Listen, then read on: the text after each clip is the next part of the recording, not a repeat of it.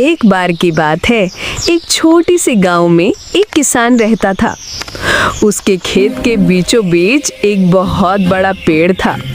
वो पेड़ बहुत पुराना था, लेकिन घना और सुंदर था। उसकी बड़ी बड़ी शाखाओं पर हर दिन बहुत सारी चिड़ियां आकर चहचहाती थीं। चिड़ियां वहीं घोंसले बनाकर रहती थीं और उनके बच्चे उसी पेड़ पर खेलते कूदते थे। किसान को उस पेड़ से बहुत लगाव था। जब वो खेती करके थक जाता तो पेड़ की छांव में बैठकर आराम करता। कभी कभी पेड़ के नीचे बैठकर वो खाना भी खाता और चिड़िया की मधुर आवाज़ सुनता। लेकिन एक दिन किसान ने देखा कि पेड़ बहुत पुराना हो गया है। उसकी कुछ डालियां सूख गई हैं और कुछ टेढ़ी हो गई हैं। उसने सोचा, अगर ये पेड़ अचानक गिर गया तो खेत को नुकसान हो सकता है। अच्छा होगा इसे काट दिया जाए। किसान के 4 बेटे थे। उसने उन्हें बुलाया और कहा, बेटा, इस पुराने पेड़ को काट दो। इससे हमें लकड़ी भी मिल जाएगी और खेत भी साफ हो जाएगा। चारों बेटों ने कहा, ठीक है पिताजी, हम कल काट देंगे। लेकिन अगले दिन किसी ने कुछ नहीं किया।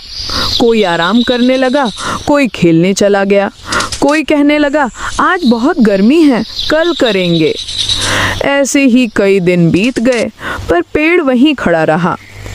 पेड़ पर रहने वाली चिड़ियां ये सब सुन रही थीं। एक दिन चिड़िया के बच्चे अपनी माँ से बोले, माँ, किसान के बेटे तो पेड़ को काटने की बात कर रहे हैं।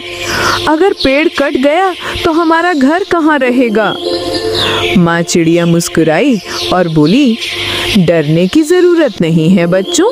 किसान के बेटे बहुत आलसी हैं। वो सिर्फ बातें करते हैं, काम नहीं करेंगे। हमें कोई खतरा नहीं है। दिन बीतते गए। किसान बार बार अपने बेटों को याद दिलाता, लेकिन वो हर बार कोई न कोई बहाना बना देते। फिर एक दिन किसान बहुत गुस्सा हो गया। उसने कहा, अब मैं खुद ये पेड़ काटूंगा। दूसरों के भरोसे रहना ठीक नहीं। उसने कुल्हाड़ी उठाई और पेड़ के पास पहुंचा। जब माँ चिड़िया ने ये देखा तो वो तुरंत अपने बच्चों से बोली, अब हमें यहाँ से उड़ जाना चाहिए। जब तक काम की बात सिर्फ बात थी, तब तक कोई डर नहीं था।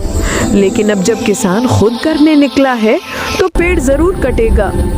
फिर माँ चिड़िया ने अपने बच्चों को साथ लिया और उड़ गई। वो दूसरे पेड़ पर जाकर रहने लगी। कुछ समय बाद किसान ने सच में पेड़ काट दिया।